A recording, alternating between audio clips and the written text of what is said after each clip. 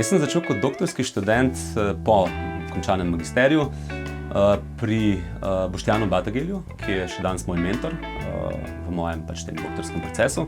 Kmalu zatem se je pa takrat razpisalo prosto delovno mesto v laboratoriju za osnove elektrotehniko in elektromagnetiko, kjer sem v bistvu zdaj 4 leta poučeval tamkajšnje predmete. Poleg službe počnem v bistvu vse tisto, kar se nanaša na ta prostor, ne. Igram par inštrumentov, pišem avtorsko glasbo, ravno zdaj začenjamo v bistvu z eno novo avtorsko nitjo. Interferenca tukaj zapisana takole v obliki enačbe, seveda kako drugače, ne. Tle sem v bistvu začel s pisanjem nekih besedil, ki v bistvu črpajo svojo inspiracijo v znanosti, tehniki, mogoče v naravoslovju, ne. Druga stvar, kar me je zelo zanimalo, je zajem zvoka, ne. Kako to dobro zajeti, kvalitetno zajeti in kako ovekovečiti tako stvar, ne. In v tem procesu snemanja ima seveda elektrotehnika ali pa tehnika kot taka pač res pomembno vlogo.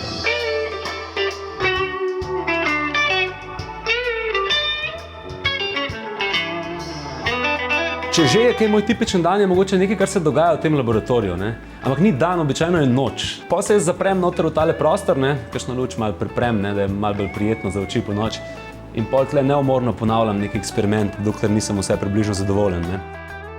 Nekako moj aksiom, tako se jaz sam sebe vse prepričujem, ne, da se v vsakodnevnem življenju nečesa lotim, je pač preprosto to, da imam neko upanje ali pa željo, da bom odkril nekaj novega, ne. Mogoče nekaj, česar še jaz nisem odkril, mogoče nekaj, česar še noben ni odkril, čeprav tudi danes blazno težko v znanosti, ne.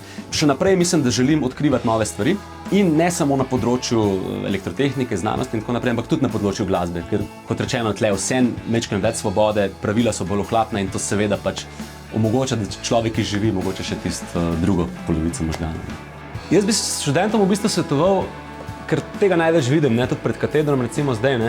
V bistvu se mi zdi, da neka drznost, želja pa volja po eksperimentiranju, tudi če se kaj zakuri vmes, Matjaž Vidmar, ne, profesor, je parkrat povedal, ne, da ta pravi inženir postane takrat, ko zakuri 20 tranzistorjev, ne, istega tipa, ampak to vsakič na malo drugačen način, pa na koncu se nauči, zakaj je vsakega zakuril, ne.